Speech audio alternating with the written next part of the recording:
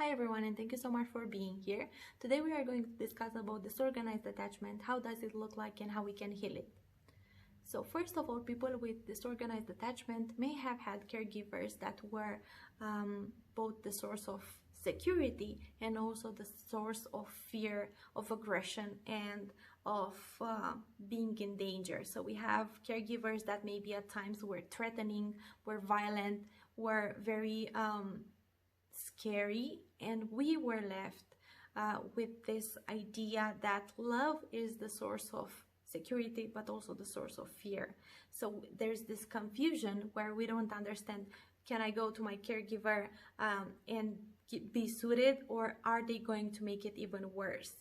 So children with this attachment style, in the experiment that I told you in the beginning, they were actually, when they were feeling distress, they were not going back to their caregivers. And the way we interpret this is because they were too scared that their caregivers are not going to be able to soothe them.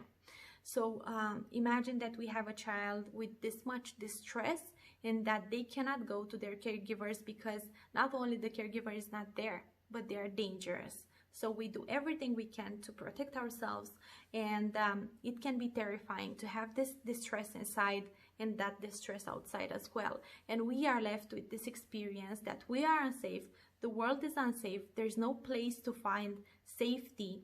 So the hallmark of this attachment style is this sense of unsafety, this sense of not being able to make sense of my experience, not being able to find any security in life, not being able to make sense of who I am, who the world is, who is safe and who isn't safe. My brain, my nervous system sees everyone as unsafe, sees my experience as unsafe. I feel activated most of the times, and at times I may want a relationship and I may want that connection, but what happens is when the attachment gets activated, I push that partner away. And even if I see that partner as someone loving and caring, and I get close to them and I feel those loving feeling in the beginning, what happens after that is that I push them away and I start having this extremely fearful response to that person. I may see them as very threatening, very scary, even if they may not be like that. So it's really interesting how these old wounds of our caregivers being threatening and being very scary to be around and very impulsive at times made us have this response in relationships and be extremely terrified even at times by our partners. And for someone who never heard about this attachment style before, we will have someone who maybe they don't even know why they act like that. They know that they want this relationship, they get close to someone, and when that closeness starts to happen, they push that partner away. And not only they push him or her away, but they actually start feeling such a fearful response inside. As I said, they can feel even terrified, and it's this dysregulation of our nervous system that can put us in these protective responses like the freeze response. And I don't know if you know this freeze response. So just to recap, the freeze response is what happens when our nervous system perceives that threat as too dangerous, so we cannot fight it. It just says, okay, I cannot fight this, I cannot flee this, so what I need to do is to simply numb myself. I need to freeze. So people with this response may from the outside may be like they are not moving, their feet are cold, their hands are cold, they are in this frozen state, and the inside they have all this energy and trying to resolve the event that caused this, or they're trying to just find some safety with that mobilization. But of course, it's just this, it can feel like this chaotic experience where we don't know why we cannot move and why we feel like that inside. And we may not know, if we are not informed in this, we may not be able to experience ourselves out of this state. We may not know how to actually, what tools to use to get out of this state, and we may not understand why we would react like that. And for someone who is not trauma informed, a therapist Someone who you may go to for these answers may know how to make sense of this experience as well. So it's really important, if you're watching this video, if you've experienced this, just know it's such a normal response that a lot of people may struggle with, or may deal with, and may notice. And it's something that we actually can heal. We can actually learn to find our way into safety, even if we have these protective responses. And especially for freeze, if we notice that we go into this protective response of not being able to move, yet having all that mobilization inside, our best way to get out of this is to show our nervous system that we can actually move, that there's no real threat. So we can start doing light stretches, just go for a walk, and simply slowly unfreeze. So it's not recommended to do something very dramatic, to go for, I don't know, start running 20 kilometers, but start unfreezing slowly and do these light stretches, and simply know that your nervous system doesn't know yet that you are safe, and you are trying to show it that you are safe by unfreezing yourself with these small movements.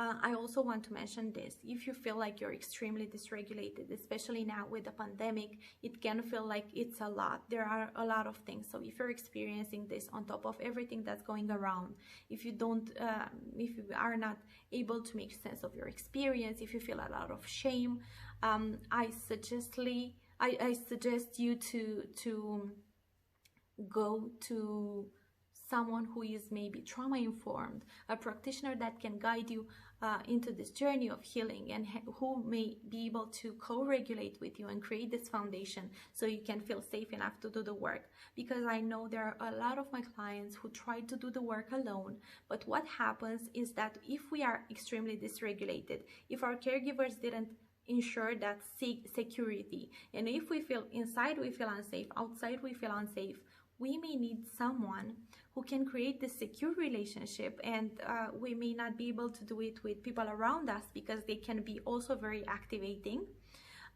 So we may need a practitioner who can guide us into this process of healing, and who can help us create this safety foundation so we can then do the work. Because as I said before, co-regulation precedes self-regulation. If we are highly dysregulated, we will not be able to get ourselves to this sense of inner and outer safety, especially when our parents were that threatening, that scary, and that activating for our nervous system. So just know there is no shame in asking for help and for guidance, and it's perfectly okay to do so, and to know that you can get out of these protective responses, and you can heal the trauma that happened so far.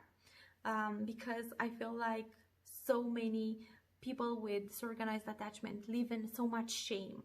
They are like, okay, if I don't make sense of my experience, if I cannot understand myself, how could everyone else understand me? And this is what keeps us stuck. This is what keeps us in shame and in that response of being in that protective state over and over again, because we feel like no one else will be able to get us, and no one will be able to help us. And this is why so many people suffer in silence. So if you see this video and you know someone who struggles with this attachment style, and maybe you didn't know what's happening so far for them, just share it with them. It can make light in people's experiences, and it can really help them feel less shame, and it can help them find that courage to ask for support. So just to recap, we may see the freeze response, that protective response that may be extreme or maybe more mild. It's on a spectrum. We may see that come here, go away dynamic, where we want love and we want connection, but we also push it away. We may see this extreme shame and inability to actually articulate our experience for yourself or for others who may have this attachment style. You may see people who don't talk about it, or they just say it doesn't make sense, I don't get me, I don't understand me. And what trauma does is it puts us in this fragmented state where we feel fragmented from parts of ourselves. We feel disconnected from ourselves. We feel like if I cannot get myself, no one can get me. And in order to heal and in order to get out of this state, we need to make sense of our experiences, and we need to create that coherent narrative about what happened, about the ways in which that shows up today, and about the ways in which we can heal it. So that's why I say that people around you may not be trained in this, but there are also people who are trained in this attachment trauma and who may know how to best support you and how to make sense of your experience. So if you liked today's video, just give me a thumbs up, a comment below. I would love to hear your thoughts. It helps me know what you like and what you don't like. Constructive feedback is welcomed as well. So I'm going to post more videos in the future about attachment trauma and emotional freedom and so on. And you can also check the rest of the videos I posted on attachment trauma. I'll link them somewhere here or here or here. So thank you for sticking with me and for being here.